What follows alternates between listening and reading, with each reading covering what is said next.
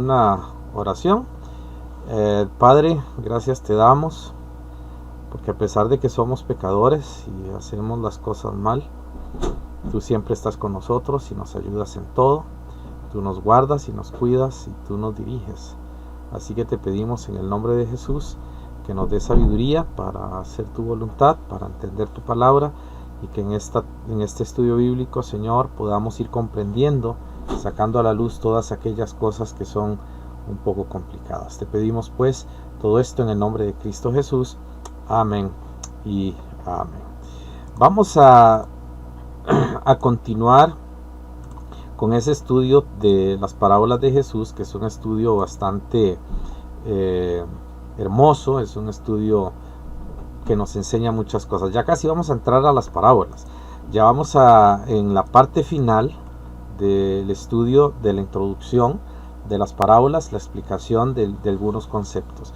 Hoy quiero que veamos un concepto que aparece mucho en las parábolas, es el reino de Dios. Quiero aclararles que este tema del reino de Dios es un tema un poco controversial, porque reino de Dios y reino de los cielos son términos que algunos utilizan con diferencias totalmente marcadas. Especialmente en el dispensacionalismo se enseñan diferencias totalmente marcadas. Nosotros somos dispensacionalistas, pero en mi caso no veo tanta marca, o sea, no veo tanta diferencia. Sí veo diferencias, pero veo más similitudes en relación a los dos términos, y desde el punto de vista que vamos a ver, son sinónimos. Sin embargo, yo no descarto que hayan algunas pequeñas diferencias en cada uno de los términos, tanto reino de Dios como reino de los cielos. De hecho, pueden haber algunas diferencias, pero no son tan marcadas como en algunos grupos se puede indicar. Vamos a ver que, digamos, el reino de Dios y el reino de los cielos tienen ciertas formas o ciertas manifestaciones en lo que es la enseñanza del Nuevo Testamento. Voy a presentarles un grafiquito donde aparece todas las dos frases y en qué lugares aparece.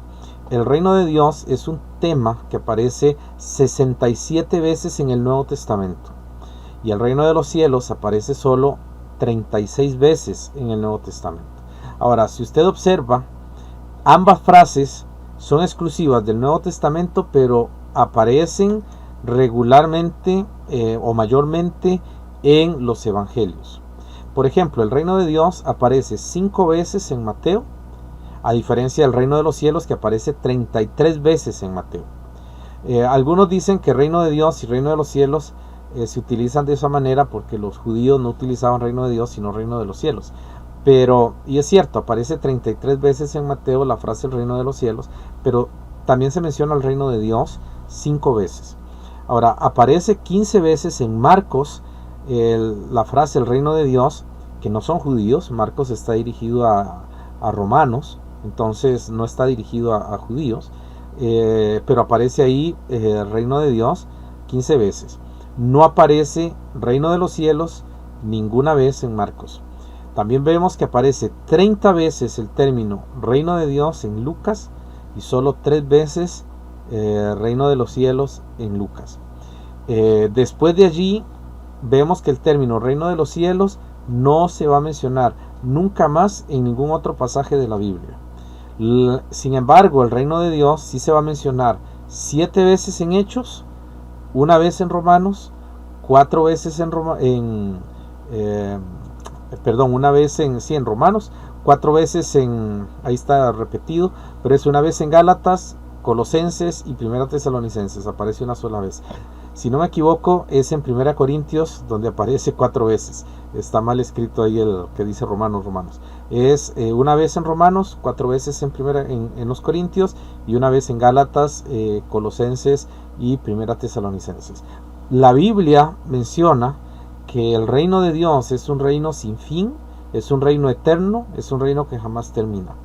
Y aquí vienen algunas diferencias que algunos han mencionado al decir que el reino de los cielos se refiere solo a la iglesia, pero el reino de Dios se refiere a otra área más global. Vamos a ver que en la Biblia son sinónimos realmente. O sea, no hay, se utilizan de manera sinónima en algunos pasajes, en otros no tanto. O sea, hay algunos pasajes donde no es de esa forma. En algunos pasajes aparece de otra manera, ¿verdad? Entonces es bastante importante que veamos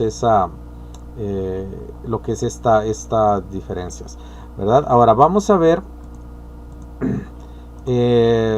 lo que es el reino de Dios o el reino de los cielos y lo que la Biblia menciona con respecto a él, lo que Dios está mencionando con respecto a lo que es el reino de los cielos y cómo Dios se manifiesta por medio de él en este tiempo. Vamos a observemos que el reino de Dios es un reino universal, es un reino global. Dios gobierna sobre todo. No hay una sola cosa donde Dios no gobierna. Dios tiene el control de todo y Dios tiene la soberanía sobre todo. Él es un Dios que tiene completa y absolutamente el dominio de todo. Cuando hablamos del reino de Dios, hablamos de Dios como soberano. Paréntesis, cuando hablamos de Dios como soberano, no hablamos en el concepto calvinista, no soy calvinista. No hablamos en ese concepto de un Dios déspota, de un Dios impositivo. Hablamos de un Dios soberano. Como soberano es un buen gobernante. Como buen gobernante, Él permite libre albedrío el ejercicio de la voluntad, sin Él perder absolutamente nada de su soberanía. Ninguna persona puede contradecirlo, ni ninguna persona puede oponérsele sin sufrir las consecuencias. Pero eso no significa que no tengamos libertad de hacerlo. Dios, como el Rey del reino, Él es soberano. Si yo me opongo, cosa que puedo hacer, si yo le resisto a su gracia, cosa que yo puedo hacer, yo voy a sufrir las consecuencias de eso, porque su soberanía nunca va a poder ser violentada en ninguna forma. Pero yo tengo el derecho de tomar decisiones. Entonces, cuando hablamos del reino de Dios, cuando hablamos del reino del Padre Celestial, hablamos de un reino global, de un reino universal, que incluye a todos los seres inteligentes y morales que se sujetan voluntariamente a Dios, como los que no lo hacen. Es decir, Dios tiene el control tanto de los buenos como de los malos, tiene el control tanto de los ángeles santos como de los demonios. Dios tiene el control de todo, Él es soberano. Pero en la libre voluntad se ejerce entre todas las criaturas inteligentes. Entonces, cuando hablamos de que Dios gobierna a todos los seres inteligentes y morales, estamos hablando de los ángeles, de los santos del Antiguo Testamento, de la iglesia, de toda la era de la iglesia, de todos los santos, de todas las dispensaciones, así como de todos los pecadores. Él es el soberano de todos, y la Biblia dice que al final de los tiempos toda lengua y toda rodilla se doblará delante del Señor. Por eso, cuando hablamos del reino de Dios, lo tenemos que ver no solamente como algo espiritual, sino también como algo que es literal, que se va a manifestar en el futuro de una manera visible. Ese reino de Dios es un reino absoluto y completo. Ahora, es muy interesante porque cuando nosotros vamos a las Escrituras y cuando nosotros analizamos lo que Dios ha dicho, podemos ver que Él nunca ha perdido el control, a pesar de que pareciera para nosotros que Él no tiene control de ciertas cosas. Por eso es que a veces hacemos preguntas de ¿por qué existe la maldad? ¿Por qué hay gente tan mala? ¿Por qué sucede esto o aquello?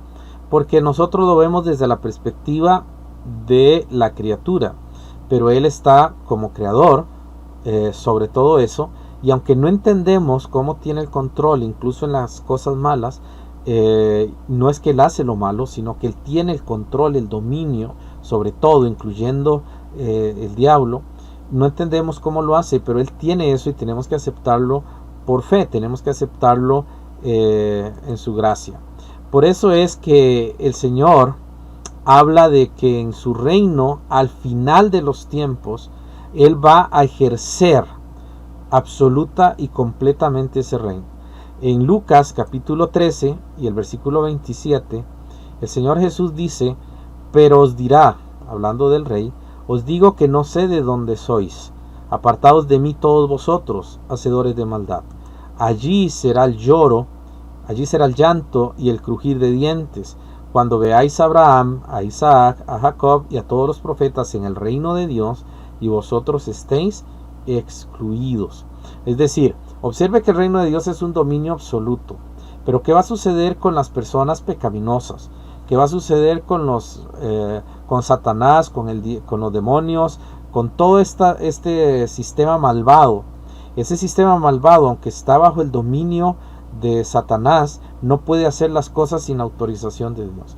Y cuando llegue el final de los tiempos, Dios va a ejercer su soberanía y su reinado, y va a tomar a todos los pecadores y los va a arrojar al infierno junto con el diablo y sus ángeles. Y cuando eso pase, todos vamos a estar delante del Señor, mientras que los malos van a ser excluidos. Allí van a salir del reino de Dios, van a ir a un lugar de castigo, van a ir a un lugar de tormento, es donde ellos van a estar. Entonces esto es muy profundo, es muy importante que tengamos claro ese concepto acerca de lo que es el reino de Dios como un reino literal, como un reino que se va a manifestar en el futuro. Ahora, esto habla que también viene un juicio, pero también habla de que viene esa parte buena para los que son sus hijos y van a estar dentro del reino de Dios y van a ser parte del reino de Dios. Entonces eso es muy muy importante. Ahora, una de las cosas que tiene este reino es que es un reino mesiánico. Desde el Génesis hasta el Apocalipsis, el reino de Dios es mesiánico. Cristo es el centro del reino. Jesús es el centro del reino. Nada puede suceder sin Jesucristo. Jesucristo es el mediador de un nuevo pacto. Jesucristo es el rey prometido a David. Jesucristo es el que tiene el objeto de establecer el reino de Dios sobre la tierra en forma literal en el milenio. Jesucristo es el que se menciona en todas las parábolas como el sembrador, como el que encuentra la perla preciosa, como el que, en fin, todas esas parábolas encontramos a Jesucristo allí y vemos a Él en el centro de toda la historia. Y eso hace que nosotros podamos confiar que este reino literal es un reino que tiene propósito, es un reino que tiene objetivo. El reino de Dios fue establecido y fue dado a Jesucristo. Ahora, esto viene con un principio interesante, un principio que a veces como hijos de Dios pasamos por alto. En 1 Corintios capítulo 15 y el versículo 14, del 14 en adelante, vamos a leer lo que Pablo nos expone sobre Cristo como el centro de todo lo que es el plan redentor y el plan de gobierno de Dios.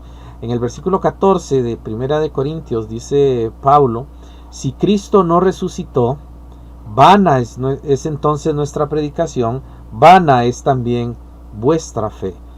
Y somos, dice en el verso 15, hallados testigos falsos de Dios, porque hemos testificado de Dios que Él resucitó a Cristo, al cual no resucitó, si en verdad los muertos no resucitan. Porque si los muertos no resucitan, tampoco Cristo resucitó. Y si Cristo no resucitó, vana, vuestra fe es vana, aún estáis en vuestros pecados. Entonces también los que durmieron en Cristo perecieron, dejaron de existir. Si en esta vida solo esperamos en Cristo, somos los más dignos de conmiseración de todos los hombres. Mas ahora Cristo ha resucitado de los muertos, primicias de los que durmieron es hecho, porque por cuanto la muerte entró por un hombre, que es Adán, también por un hombre, que es Cristo, la resurrección de los muertos. Porque así como en Adán todos mueren, también en Cristo todos serán vivificados, pero cada uno en su debido orden. Cristo las primicias, luego los que son de Cristo en su venida, luego el fin, cuando entregue el reino al Dios y Padre, cuando haya suprimido todo dominio, toda autoridad y potencia, porque es preciso que Él reine hasta que haya puesto a todos sus enemigos debajo de sus pies. Y Él sigue hablando de la destrucción de la muerte, etcétera, etcétera, y de la resurrección del cuerpo. Pero en estos versículos lo que encontramos es el centro de todo el gobierno de Dios. O sea, todo el reino está fundamentado en una persona, que es nuestro Señor Jesús, quien se hizo hombre, quien vivió en esta tierra, quien sufrió en esta tierra, quien murió por nuestros pecados. quien fue a la tumba por nuestros pecados, que resucitó y está a la diestra de Dios para nuestra justificación.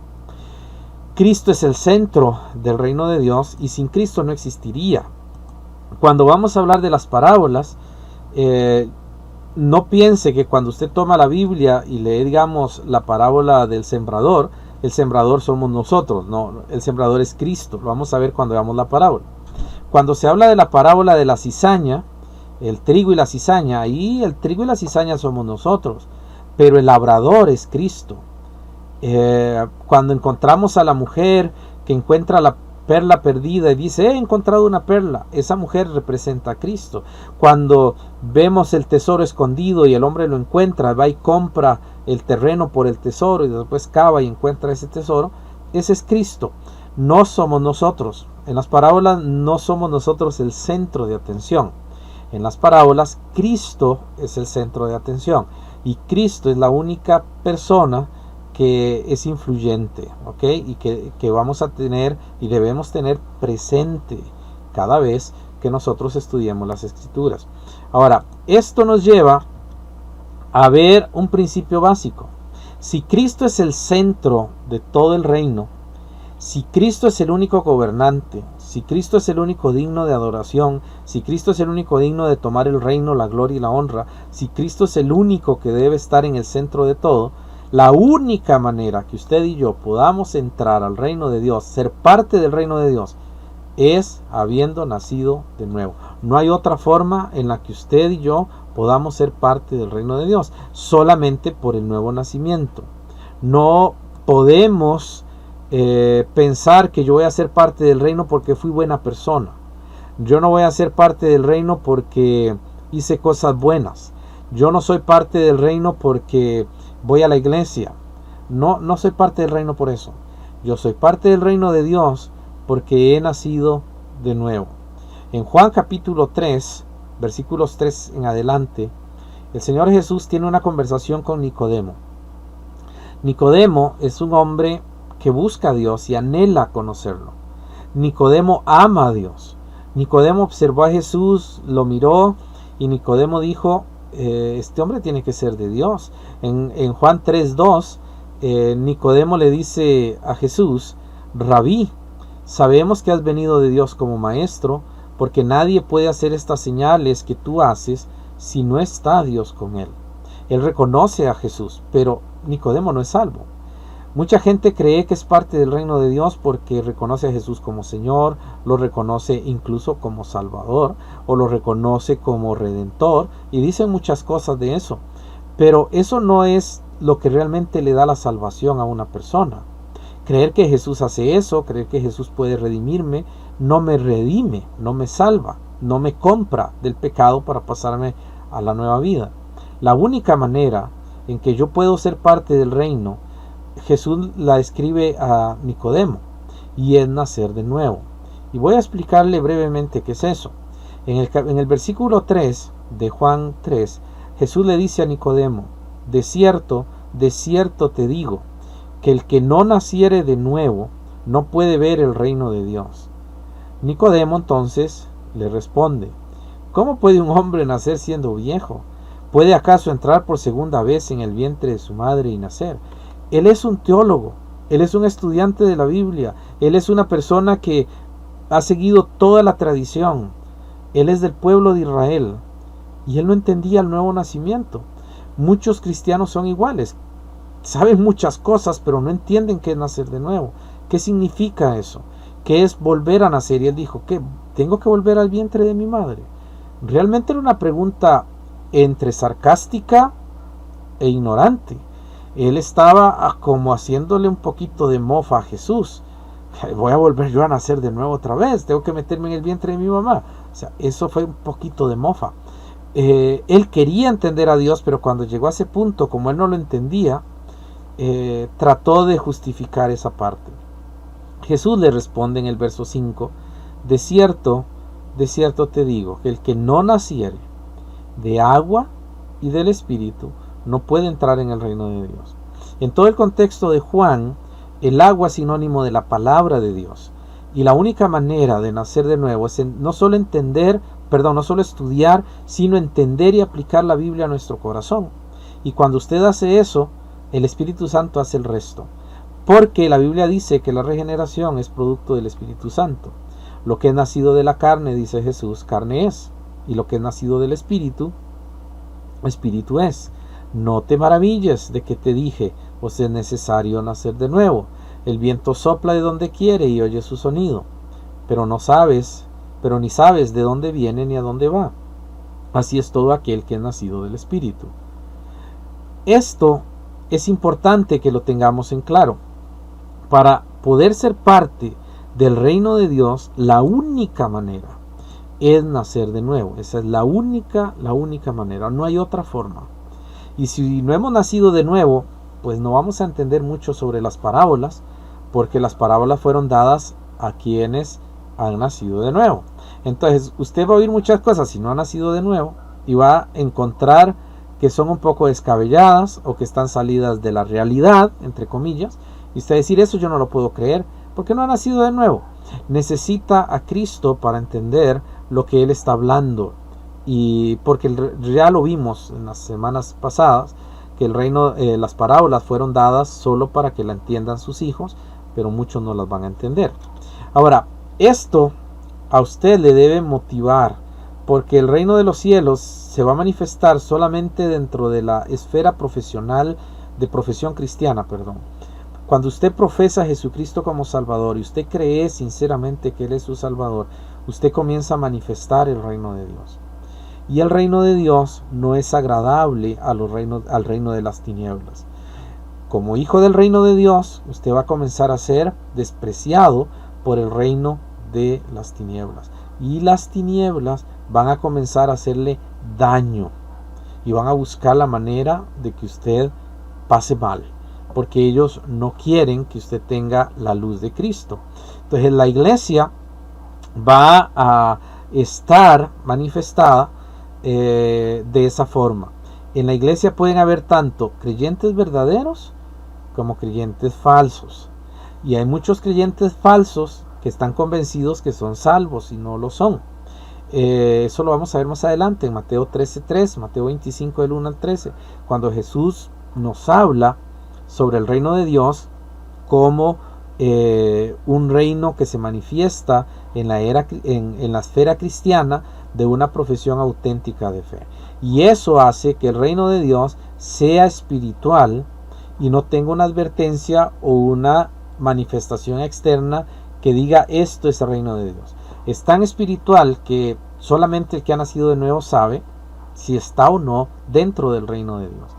Por eso es importante que nosotros tengamos con claridad el concepto de si somos o no salvos, si tenemos o no a Cristo en nuestro corazón.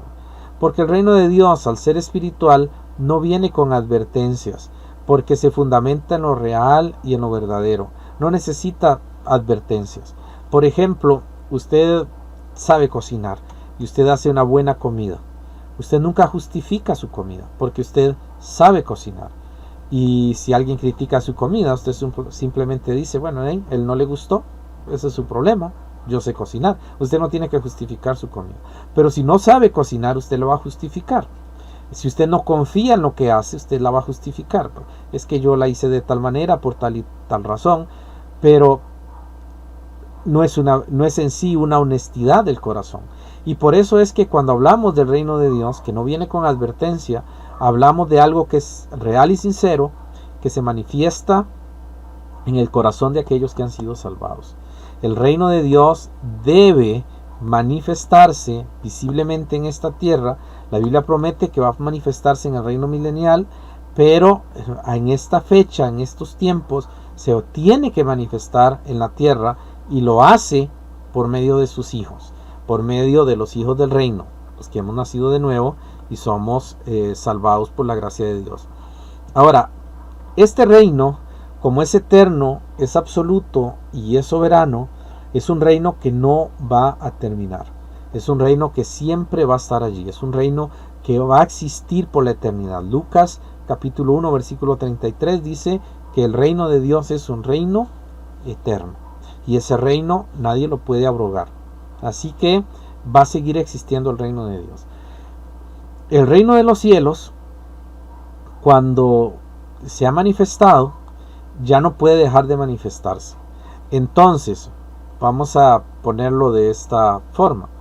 Muchos temen, muchos tienen temor de que llegue un momento en que el cristianismo desaparezca. Eso no va a pasar, no puede pasar. No importa cómo esté la sociedad, el evangelio va a estar siempre. De alguna manera Dios va a preservar su pueblo. Lo podemos ver en los países perseguidos, donde persiguen a los cristianos y los matan. Por más que hacen eso, el cristianismo sigue allí. Nosotros aquí, pues podemos verlo. Mucha gente nos ha atacado, muchos movimientos quieren destruir al cristianismo. Usted tiene que estar confiado. Las iglesias son del Señor. Él es el que las sostiene y Él es el único que va a llevar a puerto seguro su pueblo. Así que tenemos que tener claro que el reino de Dios es eterno, absoluto y soberano, y es algo que las parábolas nos van a enseñar, es algo que nos van a decir las parábolas. Por eso Jesús utiliza una frase varias veces. Esta frase aparece en varias ocasiones, ahí la tiene usted en pantalla. El que tiene oídos para oír, oiga. Esa palabra aparece solamente en Mateo. En Mateo aparece 3 veces, en Marcos aparece 4 veces, en Lucas 2 veces. Entonces aparece esta frase solo en Mateo, Marcos y Lucas con un propósito y sentido filosófico, intelectual, profundamente significativo para la vida de un cristiano. El que tiene oídos para oír, oiga. ¿Qué significa eso? ¿Por qué Jesús dijo esa frase? Esa frase significa muchas cosas. Y cuando vamos a ver las parábolas, usted tiene que entender que esa frase tiene un gran significado. Es una llamada de atención para prestar la debida consideración de aquello que Jesús ha dicho. La frase que Jesús está dando y esta frase que Jesús está poniendo es una advertencia, es una llamada de atención para que prestemos la debida atención. En 1 Samuel 15:22 se habla de una llamada de atención y es igual de urgente. Usted, cuando Dios dice que tiene oídos para oír, oiga, en relación a las parábolas, está diciendo preste debida atención, ¿verdad? Preste mucha atención. Ahora, aquí viene otro punto. O sea, el hecho de que usted preste atención no significa que está bien. O sea, que ya lo que va a ver en la parábola todo lo va a entender. Porque la frase, el que tiene oídos para oír, oiga, no solo es una advertencia, no solamente es una llamada de atención. También es una forma de reconocer que hay dos tipos de personas. Hay quienes escuchan y hay quienes no escuchan. O sea, no es el que tiene oídos, algunos no lo tienen. Hay gente que oye y oye y oye y oye, pero nunca hace nada, nunca cambia, porque no tiene ningún motivo en su vida, no va a cambiar jamás.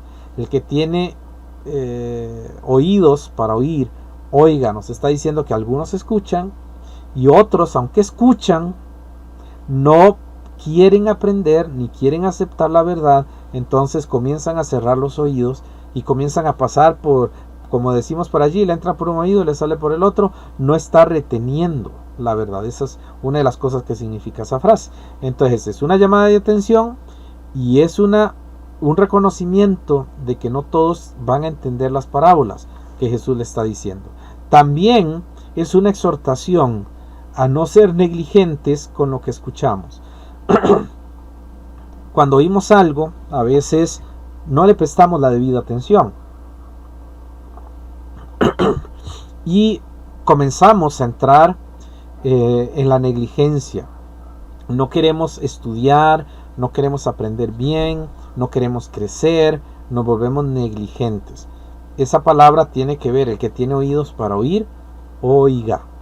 Porque muchos tienen oídos para oír, pero no oyen. Otros ya no tienen oídos para oír, ya ignoran todo. Entonces es una exhortación a no ser negligentes.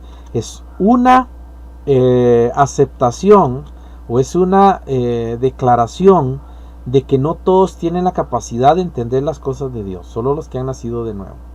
Mucha gente nunca lo va a entender. Hay un montón de eruditos, gente que sabe mucho de Biblia, que sabe mucho de idiomas bíblicos, y esta gente, a pesar de todo eso que saben, siguen adorando una imagen, siguen viviendo en pecado, siguen tolerando la maldad porque ellos no han nacido de nuevo. Entonces no tienen la capacidad de entender y aplicar a su vida aquellas cosas que se ven en la palabra del Señor. Son responsables, obviamente, y van a ser castigados por eso, pero han perdido la capacidad de la voluntad de poder hacer las cosas bien, y llega el momento en que ya no les importa. Ahora, esta llamada de atención de Jesús también tiene como objetivo de evitar el castigo, que no nos vaya a pasar las de algunas personas que van a sufrir el castigo. Mi pueblo pereció por falta de conocimiento. Cuando no oímos lo que Dios dice, comenzamos a hacer las cosas mal y comenzamos a desviarnos de la verdad y comenzamos a salirnos de lo que el Señor ha enseñado y de lo que el Señor ha dicho. Por eso es tan importante que nos enfoquemos en la palabra de Dios para que podamos comprenderla y aplicarla a nuestra vida, porque de lo contrario vamos a comenzar a caminar mal, y eso es lo que quiere enseñar las parábolas. Ahora, esto nos va a llevar a que veamos 7 parábolas. Vamos a comenzar viendo las 7 parábolas que están en Mateo capítulo 13. Eso lo vamos a ver ya con la ayuda del Señor en la próxima en el próximo estudio. Pero son 7 parábolas del reino de Dios que vamos a ver en el capítulo 13. Ahora, a partir de este capítulo 13 vamos a observar cómo Jesús va desarrollando las parábolas. Quiero decirles que hay un secreto en esto, y ese secreto se lo voy a explicar ahorita ya para ir concluyendo. Un secreto de interpretación, y es bueno que lo apunte si tiene cómo o dónde, porque cuando usted lee las parábolas, Jesús utilizó un método que para mucha gente pasa desapercibido, y entonces no entienden alguna parábola y no saben cómo entender la parábola porque no saben esa parte. Un pequeño detalle. Entonces vamos a irlo viendo. Entonces, a partir de ese capítulo, Jesucristo nos va a hablar de 7 parábolas del reino. Las primeras 4 son parábolas dadas a la multitud de manera abierta, de manera de cualquiera que pudiese escuchar. Entonces esas 4 parábolas son dadas totalmente a toda la gente. Tiene un propósito de que la gente pueda comprender algo sobre su necesidad de ser salvo. Pero hay 3 restantes que se le dan solamente a los 12 discípulos. No es abierto, lo dan en el aposento alto, probablemente, de manera cerrada, exclusivamente para su pueblo. Entonces, esto ya empezamos con una diferencia, eso es una clave. No todas las parábolas fueron dadas a todos, unas tienen propósitos muy específicos. Entonces, ya aquí vemos 4 para la multitud y 3 solamente para 12. La primera parábola, que es la parábola del sembrador, es una parábola introductoria, ¿ok? Mientras que las otras 6 van a explicar en cierta manera la parábola del sembrador en pares. Y este es el secreto que les quería dar. Las parábolas van a venir en pares. Entonces, hay 4 parábolas que fueron dadas a la multitud, y hay 3 parábolas a los 12, pero esas parábolas tienen una que es introductoria, que es la parábola del sembrador, tiene 4 para la multitud, que es la parábola del sembrador, que es la introducción, la parábola del trigo y la cizaña, la parábola de la semilla de mostaza y la parábola de la levadura. Las otras 3 parábolas, que son exclusivamente para sus 12 discípulos, en este caso también para nosotros, es la parábola del tesoro escondido, la parábola de la perla de gran precio y la parábola de la red. Entonces usted ahí ya puede observar que las parábolas están divididas y están agrupadas. Jesús las enseñó, pero tienen un propósito y tenemos que ver eso y descubrirlo. Entonces ya tenemos con claridad que el fundamento de las 6 parábolas restantes es la parábola del sembrador. Y es tan importante entender esa parábola para poder entender todas las demás. Después de estas 7 parábolas si Dios nos permite, vamos a ver las parábolas restantes, como la de Mateo 25 y otras parábolas que aparecen en las Escrituras. Son más de 33, tal vez no las veamos todas, pero sí por lo menos algo general, las más importantes. Entonces, ya teniendo eso en claro, vamos a ir a esa parte de los pares, cómo las 6 parábolas vienen en pares. Y esto, hermanos, es muy importante porque no son pares cronológicos, son pares filosóficos. Es decir, hay un conocimiento que cada parábola tiene y hay que descubrirlo para ver cuál es el par de una parábola en la otra parábola. Yo quiero ayudarle con eso y le voy a mostrar esos pares, cómo están colocadas en la narrativa de Jesús. Entonces vamos a ver que la parábola segunda, el trigo y la cizaña, es un par con la parábola séptima, que es la parábola de la red. Observe que la parábola segunda no es un par con la parábola tercera, ni la parábola cuarta es un par con la parábola quinta. Observe que la parábola segunda es un par con la séptima, es decir, con la última parábola. Si usted quiere entender el trigo y la cizaña, o quiere entender la red, tenemos que entender esas dos, pero esas dos se entienden en relación a la parábola del sembrador, que es la que está en el capítulo 13, versículo 1 en adelante. Esa parábola del sembrador va a darnos el sentido de estas dos parábolas, ¿ok? Ahí tenemos el primer par. El primer par es el trigo y la cizaña y la parábola de la red.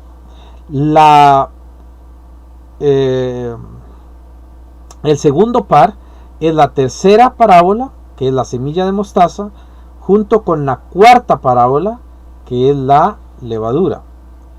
Y observen que la semilla de mostaza y la levadura tienen una relación filosófica, y es algo que usted tiene que entender para poder ver esa combinación. Pero ya las últimas dos, la quinta parábola, que es el tesoro escondido, y la sexta parábola, que es la piedra de gran precio, también están unidas con un propósito filosófico. Estos pares muestran la misma esencia de la enseñanza con algunas variables, pero obviamente tienen un objetivo y es darnos una verdad. Entonces nosotros vamos a desarrollar la segunda y la séptima parábola juntos cuando terminemos la parábola del sembrador, y después vamos a ver la tercera y la cuarta, la quinta y la sexta, que son las parábolas en conjunto. Entonces no vamos a ver una parábola por independiente, porque si yo tomo la parábola del trigo y la cizaña y la explico sin usar la parábola de la red, no vamos a entenderlo bien. Puedo dar una mala enseñanza porque son pares. Necesito entender las dos porque me están diciendo una verdad. ¿Qué es lo que sucede? Que la parábola del trigo y la cizaña me da una perspectiva y la parábola de la red me da otra perspectiva, y puedo entender qué quería decir Jesús. Sucede con la tercera y la cuarta parábola. Yo veo una perspectiva distinta en cada una, y esas dos perspectivas me unen en un solo propósito del Señor Jesús. Entonces tenemos que ver cómo están desarrolladas esas parábolas y cómo van. No es tan cronológico, porque si bien es cierto que la tercera y la cuarta están juntas, la quinta y la sexta están juntas, no hay un orden realmente cronológico, porque la séptima y la segunda son la base de la tercera, cuarta, quinta y sexta. Entonces todas los puntos 2 y 3, la tercera, cuarta, quinta y sexta parábola, dependen de las anteriores, es como una secuencia. Entonces yo tengo que ir entendiendo esa secuencia para poder ir entendiendo esas parábolas, y es lo que vamos a ver con la ayuda del Señor la próxima semana, y vamos a desarrollar eso con la esperanza en el Señor de entender ese mensaje que Dios tiene para su pueblo, para nosotros, y cómo nosotros podemos desarrollarlo para la gloria de su nombre. Entonces vamos a quedarnos por acá, pero es importante que usted, por lo menos si tiene la oportunidad, lea en esta semana las parábolas, la del sembrador, para que cuando comencemos no se pierda, porque a veces no se pierdan el concepto, porque a veces vamos a hablar de ciertos temas, pero no la vamos a leer toda. Léala para que vaya asimilándola, lea todo el capítulo 13, ahí están todas las parábolas, lea usted ese capítulo 1-2 veces, y el próximo domingo, con la ayuda del Señor, vamos a comenzar ya a verlo de manera completa y literal, y usted va a poder entender ese concepto tan maravilloso que tiene que ver con las parábolas de nuestro Señor Jesús. Entonces, por esta tarde, hermanos, estamos concluidos, y vamos a orar para darle al Señor las gracias por todo lo que Él ha hecho y por todo lo que Él hace, y también porque nos enseña en su palabra qué es lo que tenemos que hacer. Y van a ver cómo las parábolas nos van a dar matices de cómo debemos vivir nuestra vida cristiana, y le van a cambiar la perspectiva de la historia. Entonces podemos caminar un poquito más firmes y más estables en un mundo tan tambaleante como el que estamos viviendo. Padre, gracias te damos por esta noche, gracias te damos por esta tarde, y gracias te damos por tu palabra. Te pedimos que nos ayudes para entender tu verdad, y que nos ayudes para entender tu palabra. Danos siempre de tu bendición, de tus cuidados y de tu protección, y que seas glorificado.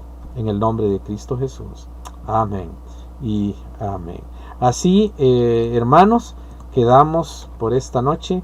Que el Señor, en su gracia y en su voluntad, les bendiga. Que tengan muy buena noche.